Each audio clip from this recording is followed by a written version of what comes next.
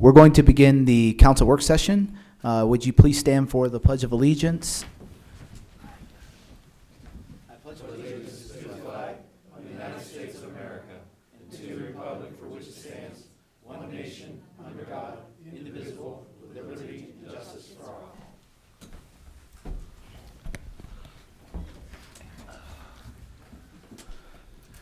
Mr. Thomas, if you would proceed with the agenda. Certainly, Mr. President. Item number 1 is the resolution for the transfer of the liquor license. That was the public hearing that we just had. Copy of the resolution is in your agenda packets. If you'd like to review it, it would be appropriate to approve the resolution next Monday if you so choose. Discussion? Agenda item. Item number 2 is the Allegheny County Hazard Mitigation Plan. In the year 2000, Congress enacted the Disaster Mitigation Act of 2000. Requires all states and municipalities to submit a hazard mitigation plan to the federal government for review. The important thing about this is if we don't have this on file, I'm sorry, it's not that we don't have it on file, we have to have it on file. Important thing about this, I'm mixing this in the NIMS resolution, sorry. Allegheny County actually went out and spent a lot of time and money preparing a hazard mitigation plan. Actually, our staff participated in that process. And at this time, the county is just suggesting that the county municipalities adopt the county plan, and the staff, as well as the Borough Emergency Management Coordinator, Mr. Sims here, we recommend that the borough just adopt the county plan. Any discussion? Agenda item. Item number 3 is an agreement to permit the temporary construction of 2 houses on 1 lot. A while back, a resident approached council about an issue that he has. He wants to construct a new home on his current property, but it creates a living situation for him in his existing home. Our zoning ordinance does not permit 2 primary structures on the same residential lot. We're working with Dane Dice from Mr. Dice's office on an agreement to sort of see if we can accommodate this. A copy of that proposed agreement is in your agenda packets. Both Mr. Dice and I feel that, and all the staff feel that, because this is we've never done this before, council should approve this agreement prior to executing it with the property owner. For a little background, guys, the gentleman has an existing house on the property. He's putting a new one up.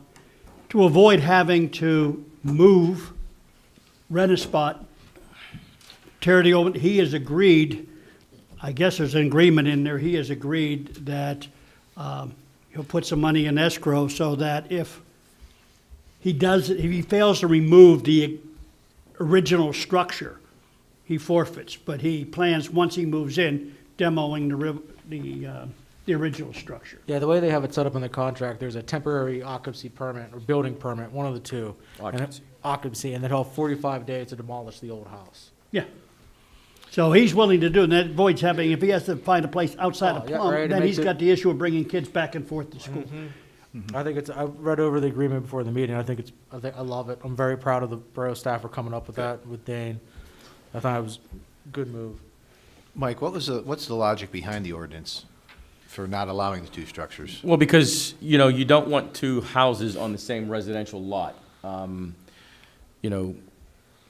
That actually occurs in many places. Well, I shouldn't say many places, but So I can't put my pool, I'm kidding. You can't put I can't put my pool property. house stuff. Okay, gotcha. Yeah. Or my boat landing. Okay. All right, thank you. Any other discussion? Agenda item. Item number 5 is the Bayjack subdivision. Wait, I think I moved ahead here, sorry. Item number 4 is the land development on Pearson Run Road.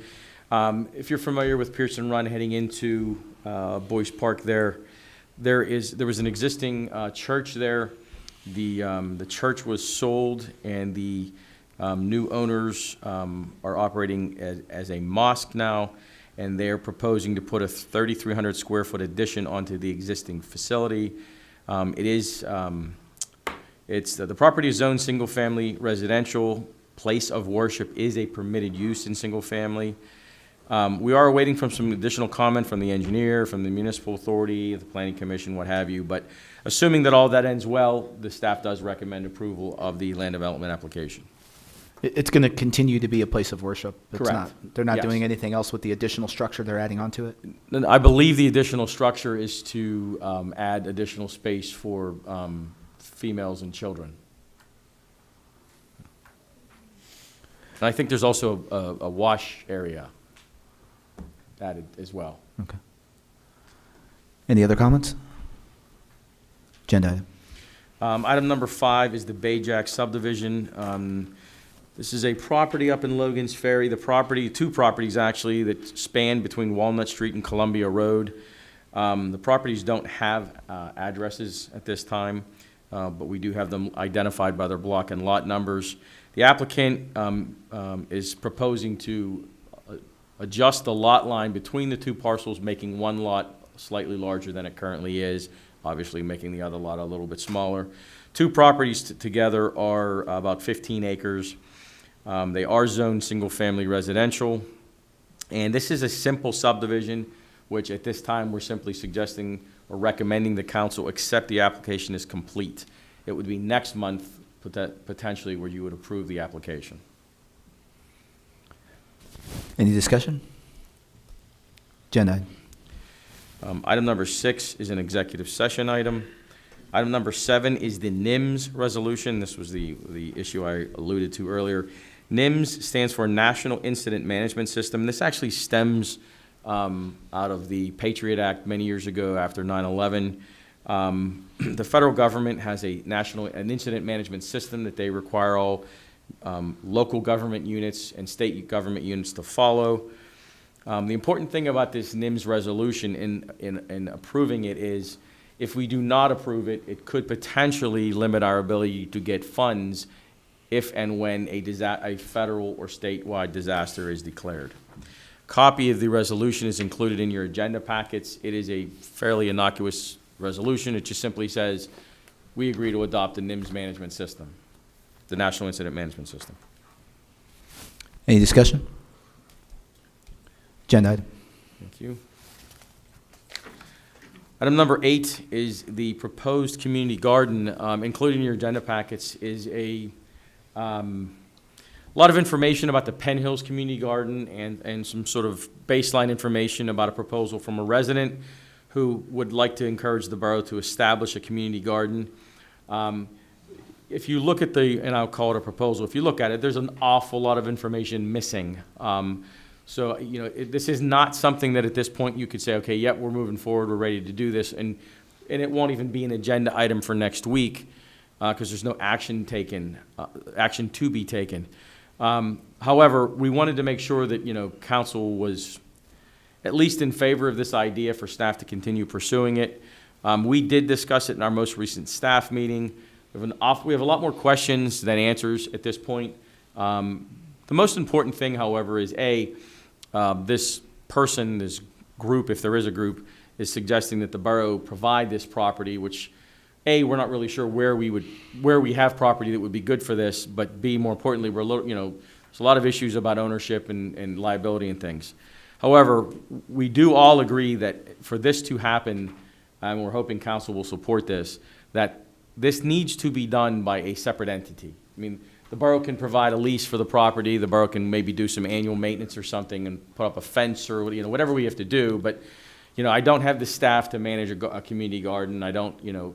I think if we're going to move forward with this, and if you would like to tell this individual, yes, the borough will consider this, staff is suggesting, requesting that council support the idea that this has to be sort of a separate entity, that they mulch it, they manage it. We can go in once a year and till it or something, that's easy, but, This is me who Oh. wants this community garden, Oh. okay?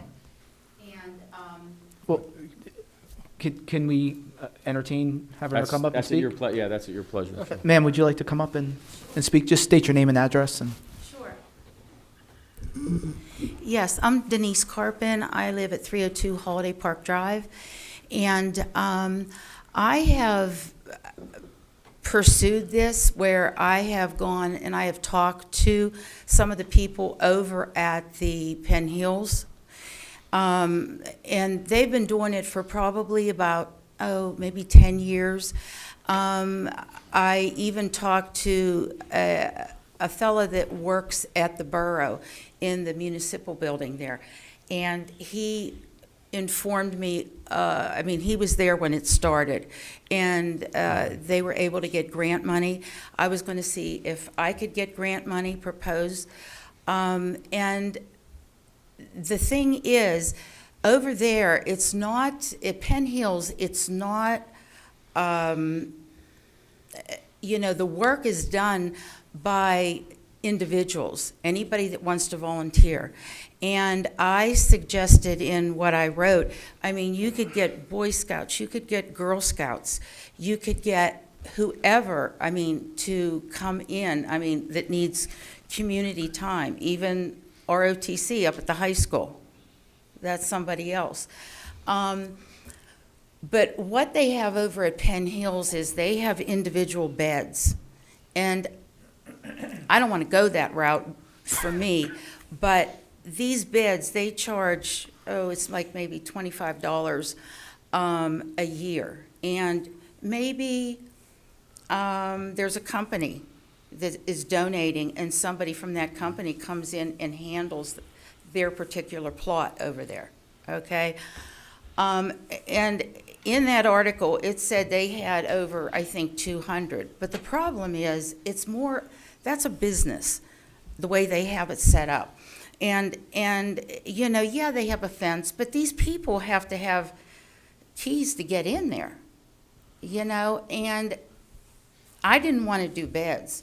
I just basically wanted to have, if maybe a local farmer or whoever could come and rototill it or whatever, and then have the groups as far as maybe ROTC people, maybe volunteers in Plum. They're in the article, though, at Penn Hills, it was saying, being that the COVID was here, how many more people wanted to do this? Because they wanted to be able to get out. That was one way they could get out and do something, okay? And they found that they had a lot more interaction. I could put it on Facebook, as far as people who want to volunteer. This is strictly for Plum. This would go to the senior center, or it could go to the food pantry. I volunteer there. So, this would basically just be for the seniors and donated to the seniors, through the food bank, whatever. I could have people come in maybe and pick the crops, whatever.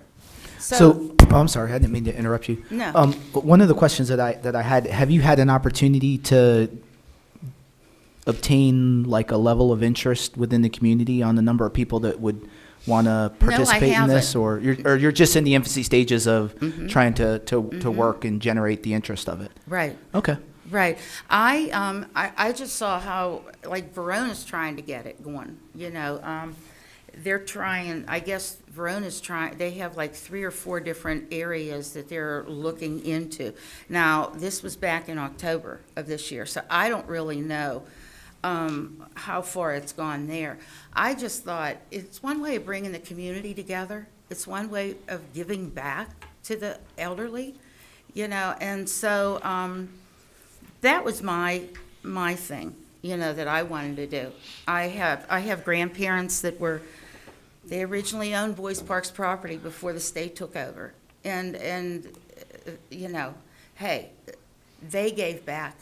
I sure can give back too. So. Yeah, it sounds like a great idea. Do you remember the gentleman's name in Penn Hills that you spoke to by any chance?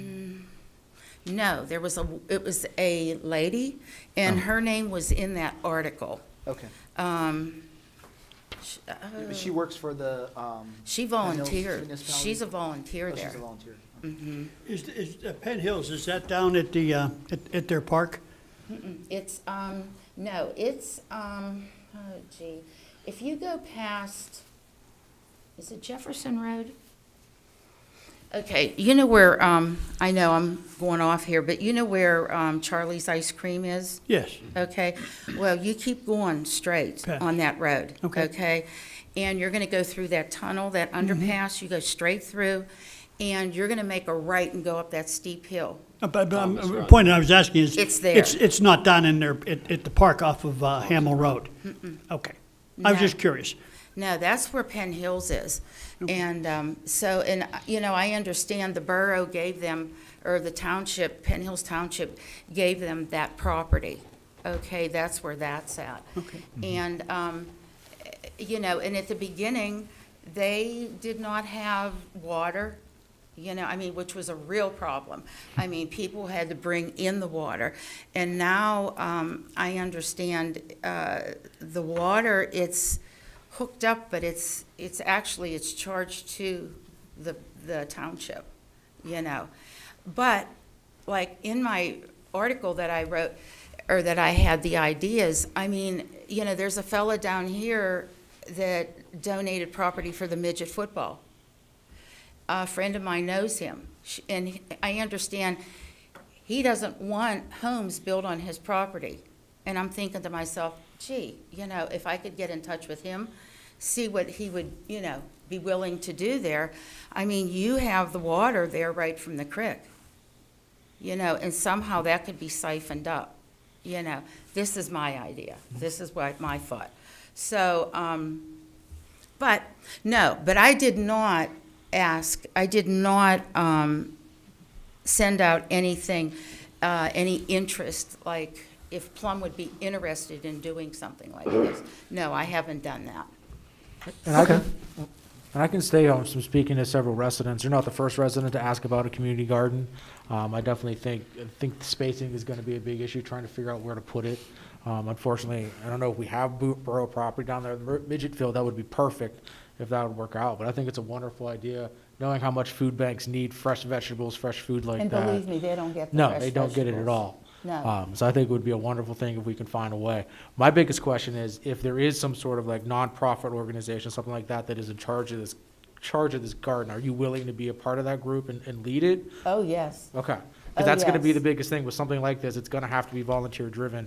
It's going to have to be the people doing it. Like Mike said, you know, the borough can come in and help out a little bit, but it's really going to be a volunteer based kind of thing. Yep. But And I think that's what it the is. interest is out there. And that's what it is in Penn Hills. That's why I think the interest is out there. I really do. I think we can find enough people to make it happen. Because that article, it said in there, like I said, you know, there was something in the past, that I put in there that there was something from the past to an article maybe a year ago. But then when the COVID hit, they had another article in saying how much more community got involved, because that was something that they could do with COVID. They could get out there and garden or do whatever, you know. And so, yeah, I would definitely be interested in something like that.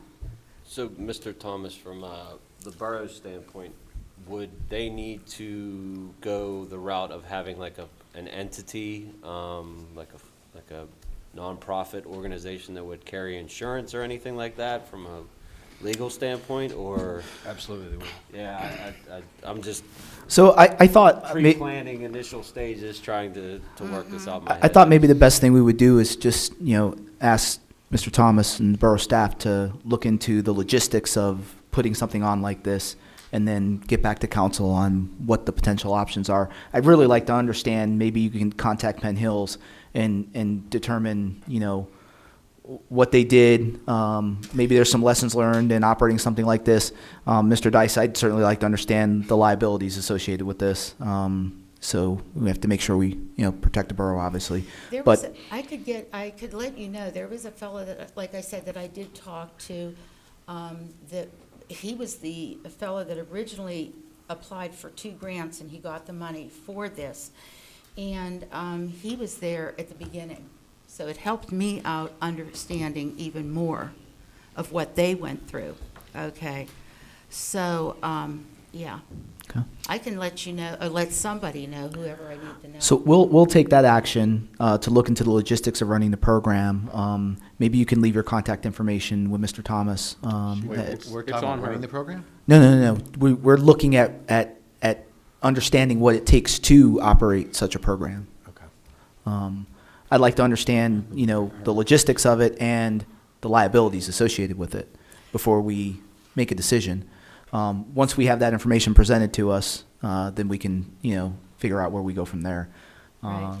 I think if you could leave your number, maybe your contact information. It's Her on there. information's on the packet. Oh, it's on the, Kind of okay, all packets. right. Correct. Yeah. Okay. Yes. So then we'll make sure if there's, additional information we need from you, that they'll reach out to you. In the interim, it would be good if maybe you could, see what type of community interest you can garner from the idea, and maybe, the next time we have the work session to discuss this, have those people come to the work session and, kind of express their interest as well, so we can kind of get an idea how many people in the community are looking to participate in something like this. And I Sure. think that'd be good. See, like I said, though, the way that they had it set up over at Penn Hills, they had plots, and everybody had a plot that wanted to donate money. And then a certain percentage of their crop that they had in that plot, a certain percentage of that was donated to the food pantry, and then the other they got, okay? I really didn't want to do it that way, for me. I just wanted all to be donated to Plum, okay? And it's, they had it set up where, people would come in or the people who would have their plot would come in, and then there would have to be people there where they weighed it, and then they would write it down. I didn't want that. I Right. just wanted it all to be donated, anybody that would be willing to help. The other thing is, I suggest you contact Karen Hochberg at the Plum Community Center to let her know about your idea, because you were talking about donating to seniors and. Well, to the food pantry, and she's not really involved in the food pantry, but she would be involved like with the seniors of, Right. the Yep, high yeah, rise. I would maybe touch base with her as well. And then I will come in contact with, I'll try to put something on Facebook or whatever to see how much community involvement this would be. People that really would want something like this, So I don't know. I just think it would be a great idea for people, just a way to get together, whether it's Girl Scouts helping out, Boy Scouts helping out, it's all in there. Everybody, this is Plum Communities all helping out on it. Right. So. Yeah, we appreciate you bringing it to our attention. Thank you. Mr. Thomas, I know we don't have it listed on the agenda, but since it's under Parks and Recreation, can we discuss the idea of dedicating the bocce courts over at Boyce Park? Yeah, I'd put that on on my report to you all this evening. Just wanted to know what your thoughts were on doing that. I don't know how many of you knew Paul, and in full disclosure, he's one of my oldest friends. Excuse me.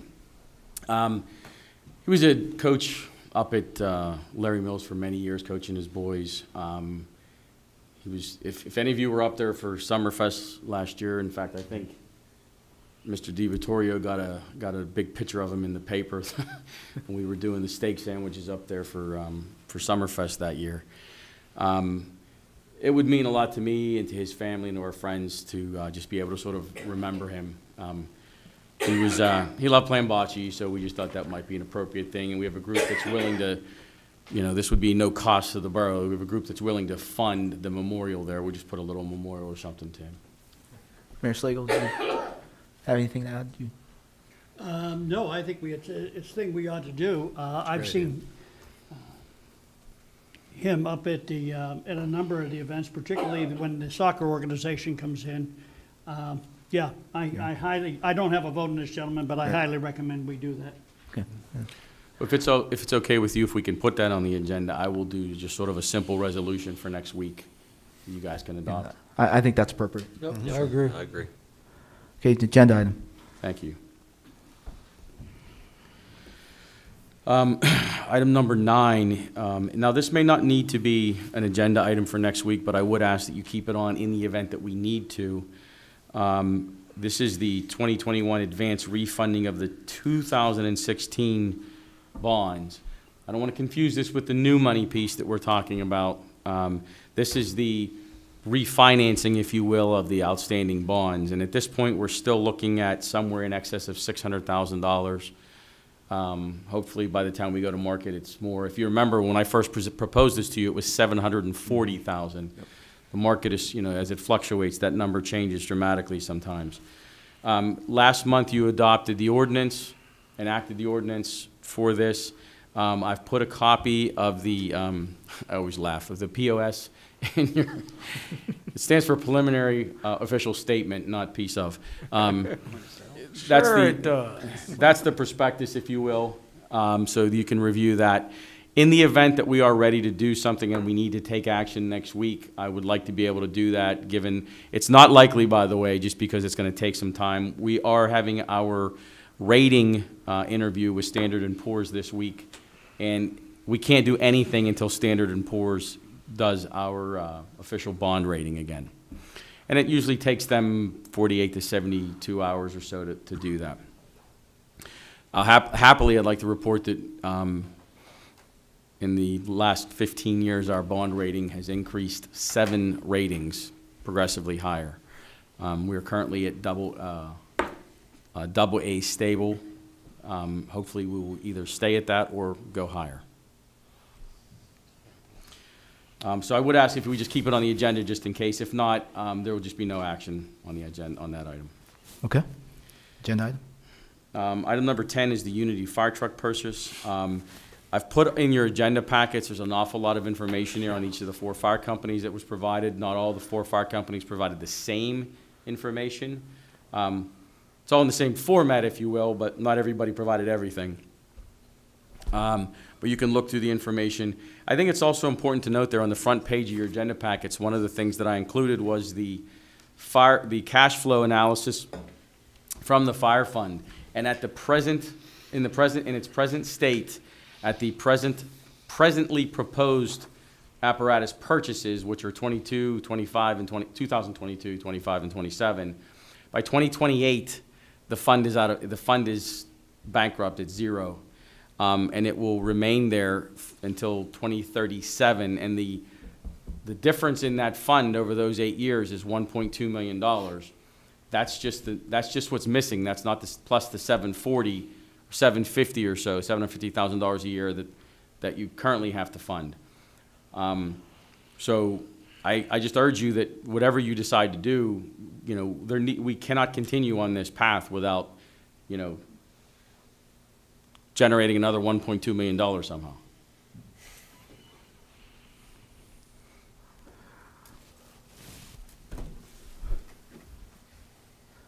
So I know Mr. Dern's not here. I was just texting with him. He literally said he's on his way. He was, he actually said he was at the light at Burger King. He can make the motion to adjourn. That is perfect.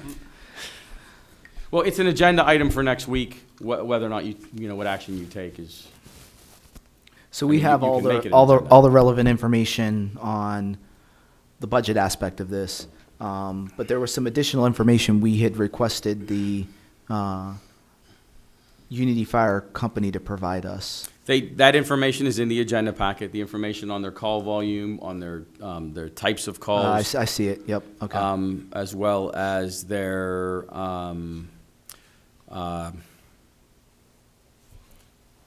tax returns. They're 1099. They're 999s.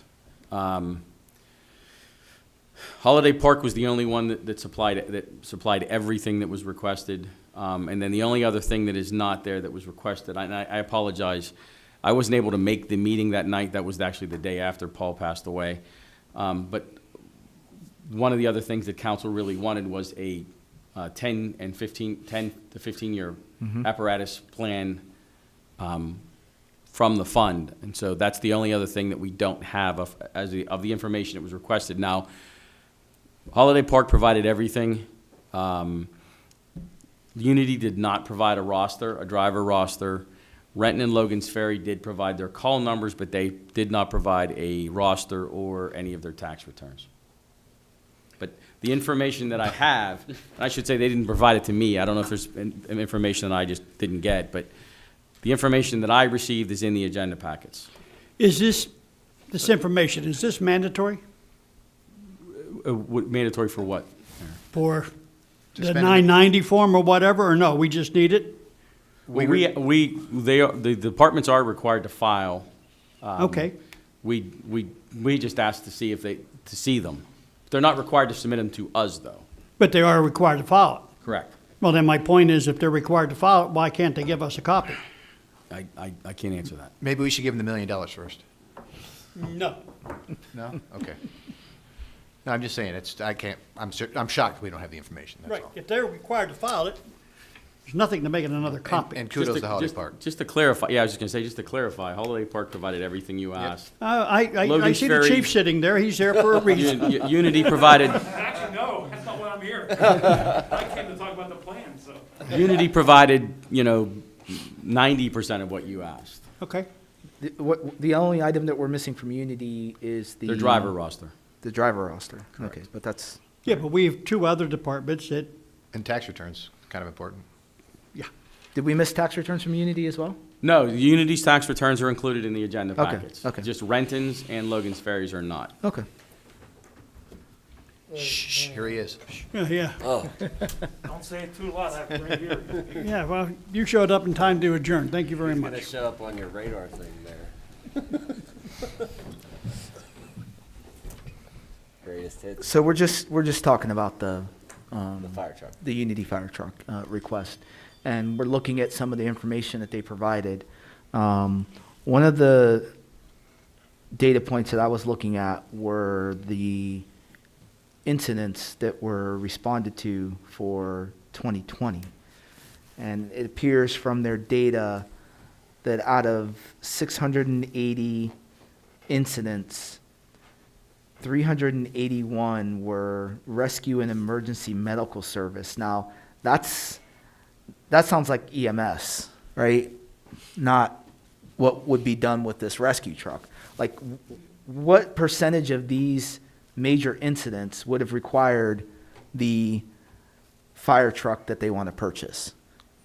Well, I just want to clarify, it's rescue and emergency medical, so it's you'd have to dive down into the numbers to I see. decide. So which really, ones are truly how many rescue. of the 381 incidents were rescue related? That Well- would require the use of the rescue truck? Here's the deal. When you see, from the best of my knowledge, Jim, the best of my knowledge, when the fire department gives you their numbers, that's the numbers that department answered. Brian Maloney comes each month that the EMS calls are, and they're totally separate. So I think the numbers that the fire departments gave us are the actual numbers that those departments responded to. But do they respond in conjunction with EMS?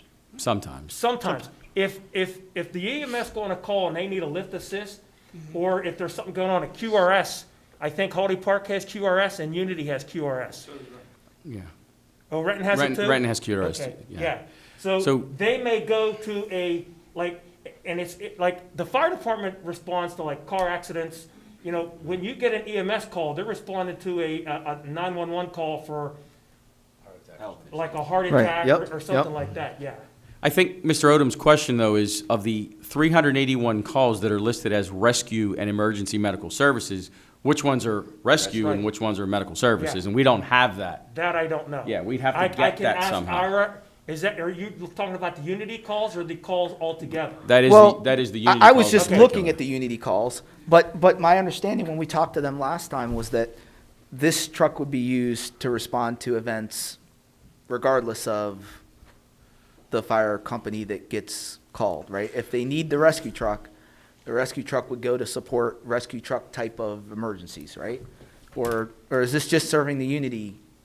No. Yeah, This it's would it's serve- everyone. This would serve the whole borough. Right, so then, But I think this rescue truck is more gonna be rescue like my understanding of it, like car accidents, Right. like a telephone pulled down, an overturned vehicle, a vehicle over an embankment, not like the EMS calling to like if someone was having a heart attack, the EMS would go on that call. That particular call may not be for Unity, so Unity would not respond unless they were, like down the card number. Like if So- that EMS was in Renton, Renton's QRS would respond, or Holiday Park's QRS would respond. So, Mr. Odom, to sort of get to your question, if you scroll down, there's the detailed breakdown by incident type, and if you scroll down to number 323 is where I you see it. start to get to motor vehicle accidents and extrication, rescue, other extrication of victims from building, extrication of victim from, so you can start to look at the actual numbers. Yep, yep, You're yep. going to have to make some assumptions there.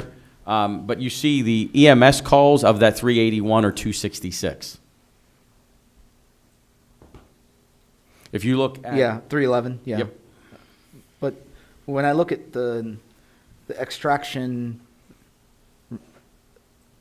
items and removal of victims from, I'm not seeing a very significant percentage of the I events that would would not disagree align with with the that. use of the rescue truck. I think the Am I ultimate missing issue something? that we have here is that we have a money issue before we have a truck issue. And I think that's ultimately what we have to decide is this apparatus fund is going to be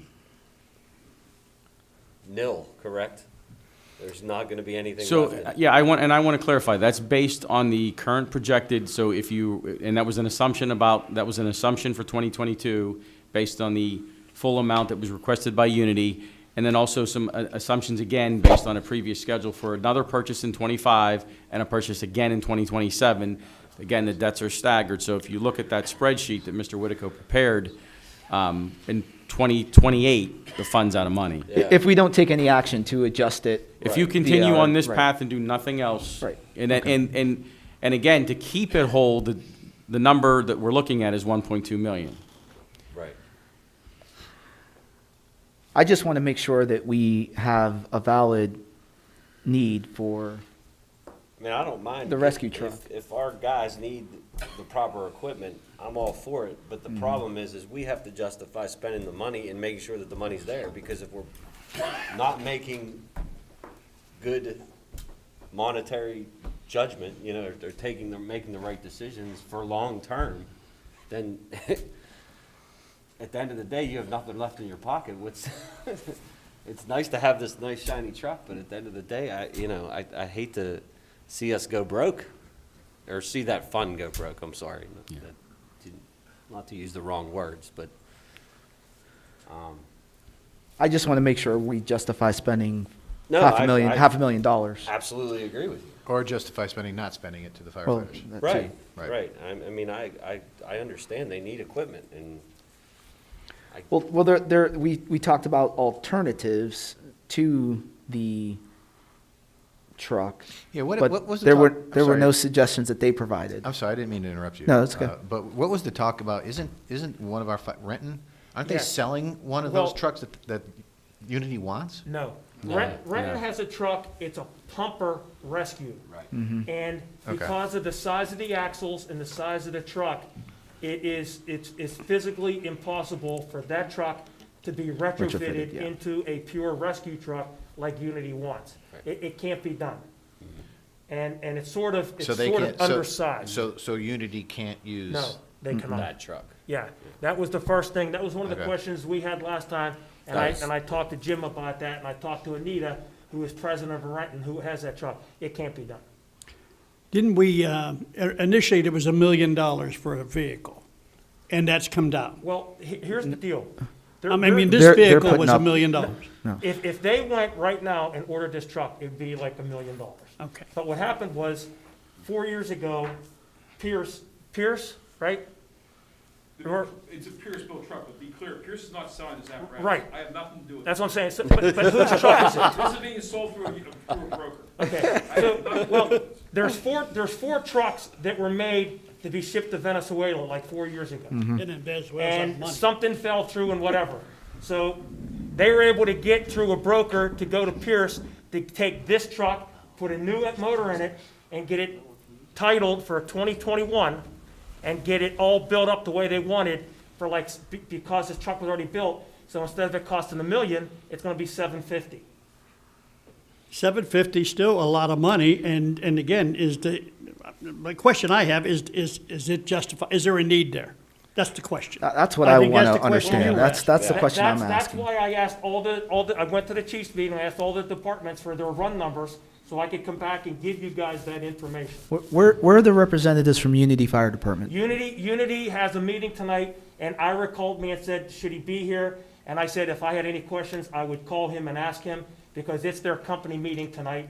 And he did call to ask if they should be here, and I told him not. If we had questions, I would call him to keep it rolling forward.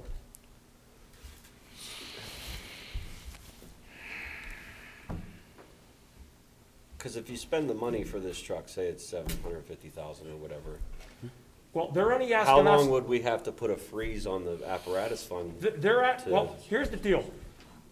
They're asking for 500,000. Yeah. And then okay, fine. whatever the cost over the 500,000, Unity's gonna be responsible for.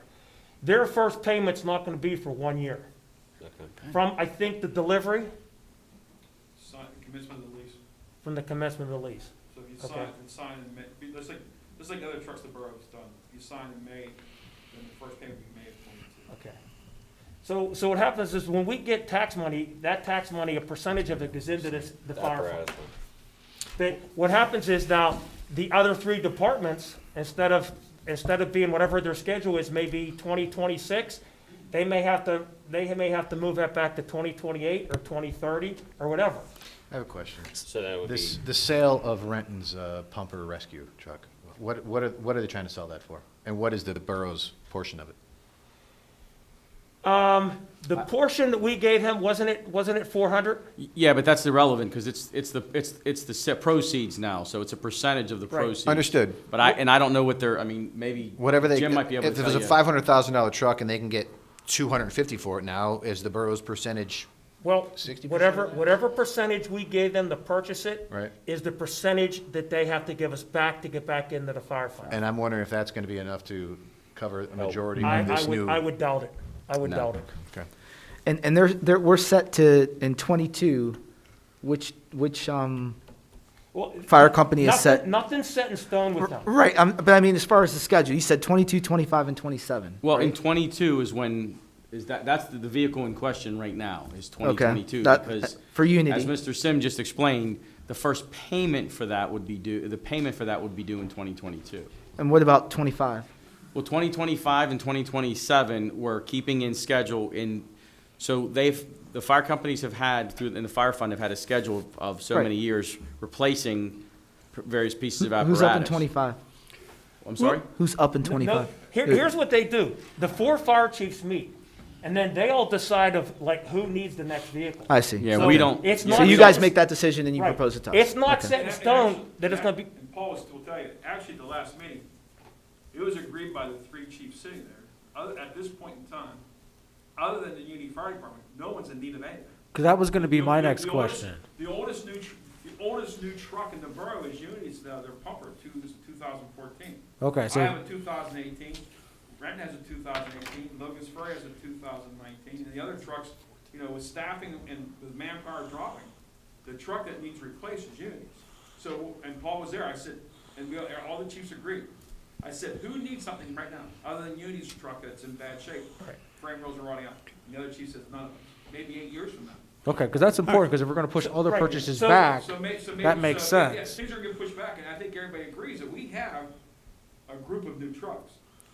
okay. If you ask me as a chief, and since no one of the other one's here, if you ask me as a chief, I don't need new trucks. I need people. Yep. yeah. see, But let me ask you a question. So, Okay, so one- ma- one second, I apologize. There's nothing set in stone. What they did was Anita sort of stays on top. Anita's from Renton, she's the Right, president. right. She sort of ran scenarios with the money that's in there, with buying a truck in 2025 or not buying it till 2026. And that's where they're sort of getting some loose numbers. There is nothing set in stone that says in 2025 or 2026 or whatever, that they're gonna get a new truck. So if we do okay this purchase, they may not be able to get a new truck to 2030. You know, because, you know, I don't know if anybody wants to raise the taxes to. Well, no, I don't think it's May. Like, if I'm still here and it's my decision, they're not. Well, Like, I mean, because, we're looking at the numbers. The numbers don't add up. They don't add up. So if we're gonna make this investment, we have to commit to not making any future investments until we can balance So- the fire fund. Well, the question I was going to ask, and hopefully somebody can answer it. I'm saying numbers that say we don't need this heavy-duty rescue truck, but we do need a rescue truck. Is there a less expensive vehicle that will serve the vast majority of these? And for those incidents where we need a heavy rescue vehicle, are there nearby departments that have that equipment that would come in on scene and help? For the 1 in 10 or the 1 in 100 chances where you need 100. I'm saying, do we take care of the vast majority for less money? That's the question I I asked. don't have those specific answers. I mean, I don't know how to answer that question, because, you know, Monroeville might have something, or Penn Hills might have something, but when we need it here in Plum, they may be on a call somewhere else, and then we don't have it. But then the same thing can happen here. There might be 2 calls in Monroeville, and we have this truck, and now our truck's in Monroeville, because that's the numbers game that we play. And that's why we have these agreements with these neighboring run cards on things, because you have to have backups when things happen. And that's why when Brian Maloney comes in and reads those numbers, how many times Plum responds to other Outside.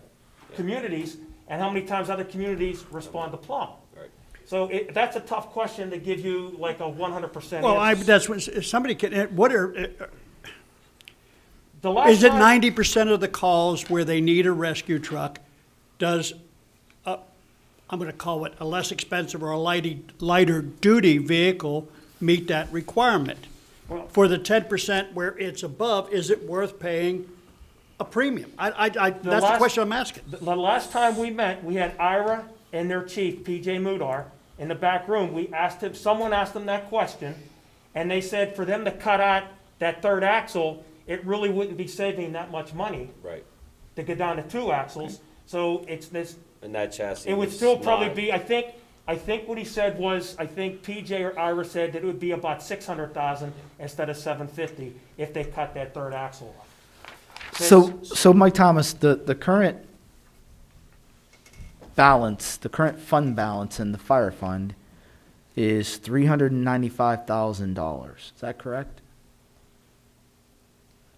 Yeah, thereabouts, yeah, So correct. we don't even have 500,000 to give. But again, we don't, you know, We're gonna borrow it. we don't pay cash. So, Right, so, but I mean, we'll still have to, it's debt service we're gonna have to obligate ourselves yes, to, and right? that number's about 62,000 a year. That's what that's in there, Unity Rescue, if you look in 2022, 62,072 from 2022 through 2031. And that's an assumption on our part about the debt service, how long we would take it out for. But that's consistent with what we've been doing with these pieces of equipment. Okay, so, but, I mean, we're spending money that we don't have. I mean, I understand what we're doing to get it, and I get that. Okay. But we would have to do some additional planning in the out years to make sure that we have the appropriate. Well, that would be my question is it, okay, say we make we take the leap, we make the purchase, is there a way to figure out how long we would need to keep that apparatus fund closed? 10 years, 9 years? Like, what is that drop dead date where it's back to the point where it needs to be so that the chiefs know, and we know, you know, following council knows that, hey, it's healthy again, we can, you know. Well, there's 2 things I'll say to that. The first one is if you want to do that, the simplest way to do that is looking at that spreadsheet in the agenda packets. You just subtract out the 65 that starts in year 25 and the I'm sorry, it's not 25. There's 25, 27, and 29. You subtract out those amounts and then just do the simple math. You know, if you just net those out or push them out, then it changes the bottom line fund balance at the end. The other thing that's important to keep in mind in all this is that while we're talking about all the debt service, there's another $500,000 in this fund every year that pays other expenses, and you have to assume that those expenses are going to increase over the next 10 years as well. Well, that's what I'm worried about is if we go through this, how much will we have to augment over to the fire fund to just cover the basic annual expenses that we have to cover in the fire fund itself, I not can- just the I debt can- service? You know, with Mr. Whitaco's help, I can put together an analysis that shows a couple different scenarios fairly quickly, fairly easily, making some assumptions about increasing costs over time, and give you some scenarios. If you'd like, we can run it with the assumption about the Unity Rescue, and then pushing those other ones out or just knocking them out completely. We can run a couple different scenarios so you can take a look at it. But I think that would be, I'd like to see that. That's fine. Before. I would agree. And maybe get the rest of the information from the fire companies. Yeah. Yep. What That as more well. information does everybody want? Because I'll get that. It's to already us been by Monday. requested. Oh, okay. Holiday Park got all the information into us, and the others have, it's dribbling in. I know, and everybody knew that night, last Monday. I still do think, though, that something that desperately needs to be done, even if it's just it doesn't have to be set in stone, so to speak, but a 15 to 20-year replacement schedule needs to be done for this equipment. And I appreciate what Chief Simmons is saying, and I agree with them. Their bigger concern right now is men, not equipment. But at some point, if I'm going to do some analysis, a long-term analysis of this fund, I need to know, like, at some point, some of those trucks are going to be replaced. So, the fire companies need to, like, I think the PFCA needs to put together something that says, okay, over the next 15, 20 years, I'd prefer something even a little bit longer than that. We do in-house here, we do a 20-year capital improvement plan. And we turn over equipment every single year. And that's how we're able to budget in the out years and make sure that we're not overspending now for the future. I think at least a projection of the spending on apparatus for the next 15 to 20 years so that we can plug those numbers in, because otherwise everything beyond 2025 is just a guess. Yeah. Right. So then we need. So can we get, I'll put one warning out to the council, is the fact that you have Unity's ladder platform, turns 20 years old in 2025. You have my ladder truck, turns 20 years old in 2028. Current FPA 1901. wait, I thought we said the oldest truck was Well, I'd say 2014. the oldest new ones.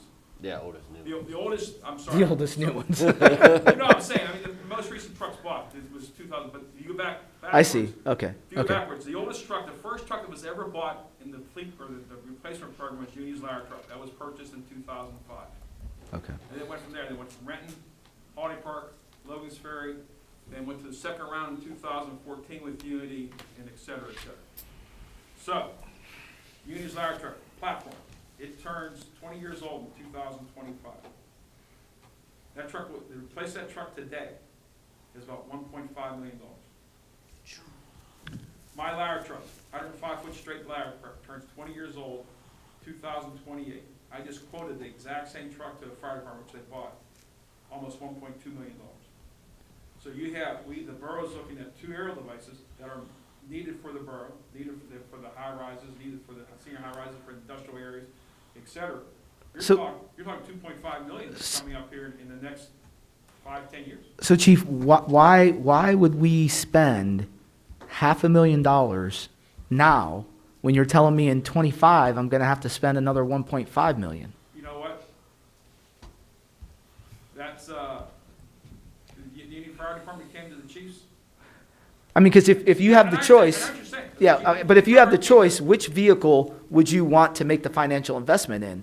The rescue truck or the ladder truck? Or platform truck. The platform truck? Well, is the ladder truck gonna need replaced? Yes. Well, here's the problem you're gonna have. It's directly affect your ISO. Because NFPA 1901 Annex D specifically says in 15 years, fire truck's supposed to be placed in reserve, in 20 years, the truck's supposed to be taken out of service, because no longer meets NFPA safety standards. Unity, Unity's ladder truck, which is at the 15-year point now, fortunately has a 20-year structural warranty. They just fixed some our shop just fixed some aerial cracks to it. So aerial trucks are placed under a lot of stress. There's a lot of maintenance on them, and the older they get, hydraulic valves go bad, hydraulic lift cylinders go bad, they become expensive to maintain. So they are trucks that at the 20-25 year point should be replaced. But which truck is more important? I think it's a fair question to ask me, because that's not my department. Well, you know, that goes back to, my mean, question was, Yeah. But I mean, Why we buy If a you have a Rolls high Royce if rise a on Cadillac fire, will it do. would be the ladder truck. If you have a car over an embankment, it's gonna be the rescue truck. I mean, and this is what we run into. When we first started this, Mike Thomas and I, we don't know what to spec. So we had some guy from Forest Hills, some fire auditor, who went through the specs to say, you know, this is what it is. But I mean, it's a tough call. You know, like you said, I mean, like, you know, we look at the mileage on the trucks and how many times they've been out, but the 20-year mark, you know. Let me ask the chief a question, and you said something that sparked my interest. You cited some law or NFPA. yeah, 1901. 20 years a truck goes out of. I work downtown, Okay, and I see fire trucks all the time downtown, yes, you do. and those trucks have to be from the 1980s. No, they're not. They just bought, the city of Pittsburgh just purchased, they just replaced their 20-year trucks. They just purchased 7 Spartan Spencer pumpers. They have 2 brand new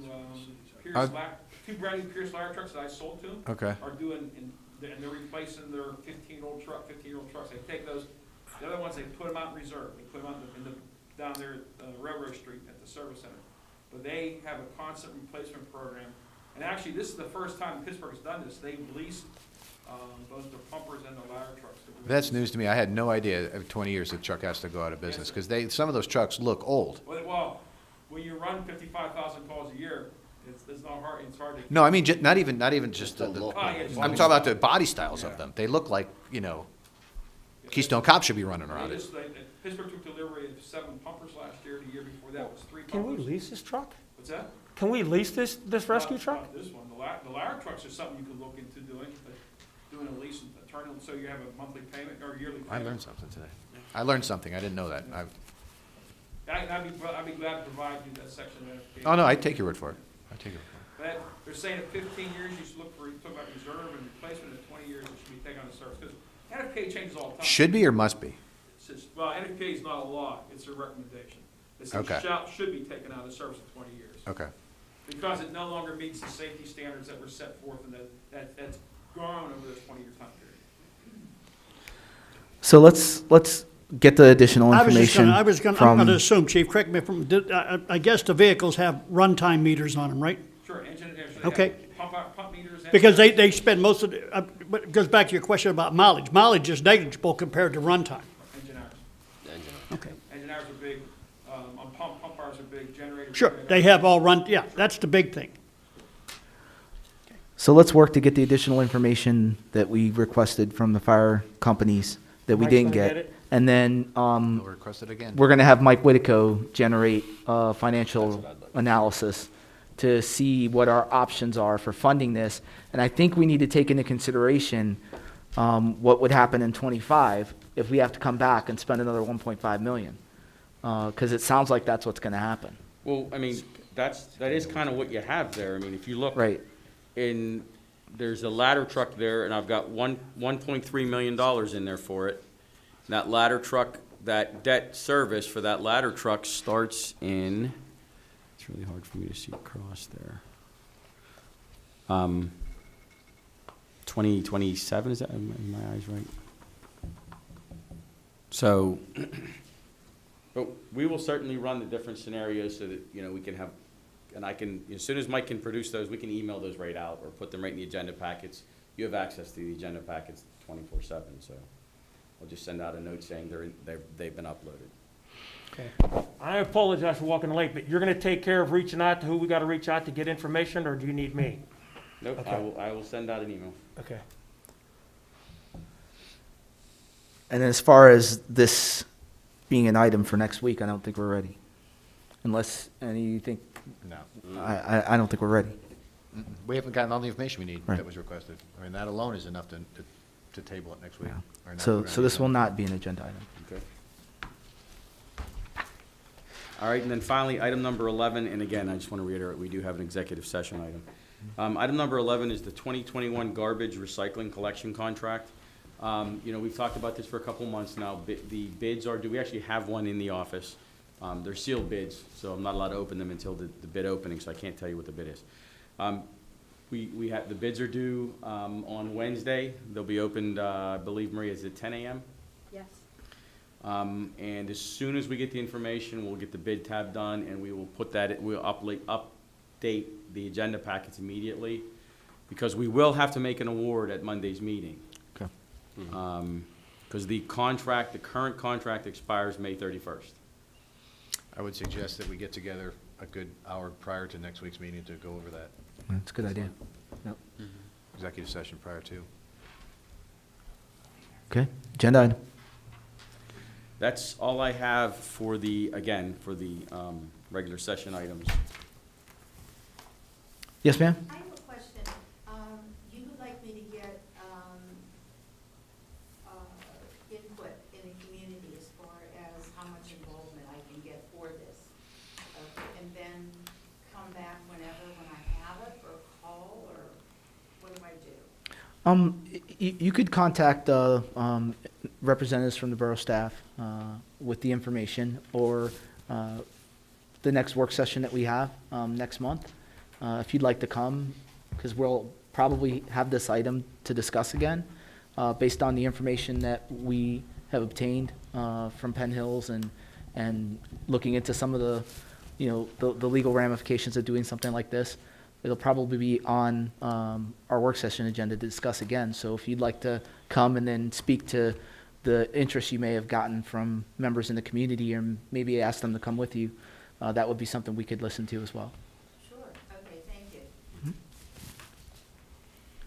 Okay, is there any other members from the public who'd like to comment on any of the items we discussed? I brought a handout for the mitigation plan, if you guys like to have. Yes, please. Yeah. Mhm. I can run through them real quick, it won't take us about a couple minutes here.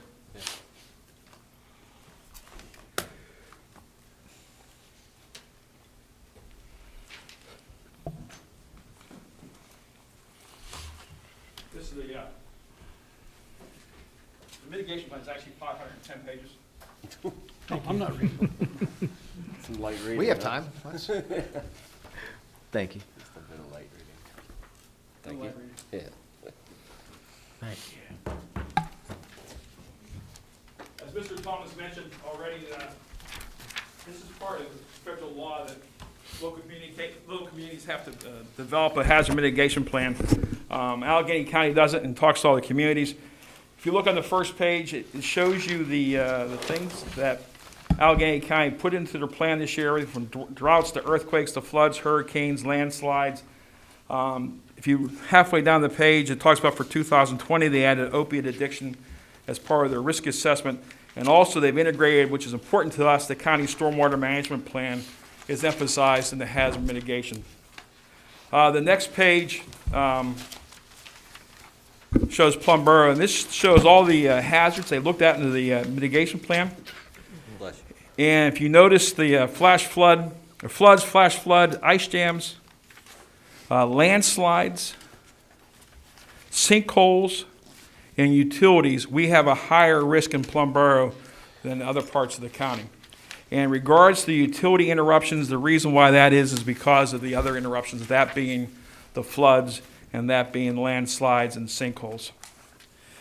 The following page talks about critical facilities within the borough. And I call your attention to Plum Boro's SARE facility, where we have 14. And what a SARE facility is, that's a super PAC referendum facility. It's a SARE Title III facility. Back in 1984, some of you probably remember the Bhopal incident with Union Carbide, where they had the leak and it killed so many people, 15,000 people. The only other place they had a factory like that was in West Virginia. After doing renovations, they had a leak. It didn't kill anybody, but injured 134. So under the President Reagan administration, he passed the SARE Title facilities. And any facility that maintains a certain amount of hazardous materials, there's actually 300 of them listed, they're required to report. And we have 14 of those such facilities in Plum Boro. Most of them are in my district. Every year I get a Sarah Title III report from Duquesne Lake, the University on New Texas Road, University of Pittsburgh, Superior Pools, and up in the industrial park has a lot amount of chemicals, but we do have 14 Sarah facilities in the borough. And actually, if you look in the map, it shows in Plum Boro, you see the dotted highlights where our Sarah facilities are. The next page talks about the stormwater mitigations and stormwater recognized flooding identified within Plum Boro. And if you go after the map, you look at Plum Boro, total exposures in the floodplain, $64,199,038. We rank 20th in the county. 20th in the county as far as having an exposure issue to floodwaters and in the floodplains, and 293rd in the state. So that's why it puts us into a high position for flooding. They talk about mobile homes. We have they're reporting 241 mobile homes in the borough. 42 in the SFHA, that's the Special Flood Hazard Area. So we have 42 mobile homes in the SFHA, or 17%. We have one Sarah facility in the high flood area. If we look at the following page, it talks about where Plum Boro is a part of the National Flood Insurance Protection Program. There's over $14 million in coverage. Of the 55 policies in force, they paid out 54 claims. Out of the 55 flood insurance policies have been issued in Plum Boro, they paid out 54 claims for over $2.5 million in flood insurance claims. And 4 of them were substantial damages. Next big ones for is landslides. You see that landslide area, the whole the southwestern Pennsylvania, including Allegheny County, Beaver, and et cetera. The total structures, 12,099 in Plum Boro. We have 247 over 15%, or 2% of the total structures. We have 4 of our critical facilities over 4 of those, which is 8%. So we do have, like I said, 247 structures on slopes over 15% of the grades. The next problem we have is sinkholes or sinking subsidence. If you look at the next map, you see that pink area in Plum Boro. That's all mined area, coal mined area. And if you look at the chart of the 12,099 structures in Plum Boro, we have 7,114, or 59% of our structures that are on underground mined areas. Critical facilities, we have 29 of them, or 57% of our critical facilities are located over the undermined areas within the borough. They talk about what we can do as far as the planning, the mitigation, because the whole idea of the mitigation plan is that if you know you can plan and help prevent and do things to take the initiative, you can help reduce the amount of damage. Obviously, you can't stop windstorms, you can't stop heavy rains and flooding, but you can take preemptive strikes to help prevent the damages. The one thing I would notice that Plum Boro is very active in their planning and their regulatory capabilities as far as having a comprehensive plan, zoning regulations, subdivision regulations, but I don't know if this has changed, but under our plan that's being submitted is the floodplain management ordinance. And what a floodplain management ordinance is, it sets construction guidelines. Correct me if I'm wrong, Dave, right? We have that. Do you do that? Yeah. Okay. Well, they wasn't reported this stuff. I was I'm just sorry. about to ask why. We don't do that. All right, so then that takes care of it. And then the last couple of pages, if you look at under the mitigation plan that FEMA has approved from the... I'm sorry, sir. Was that something we recently enacted? Is that why the county isn't aware of it? Yeah. Yeah, why?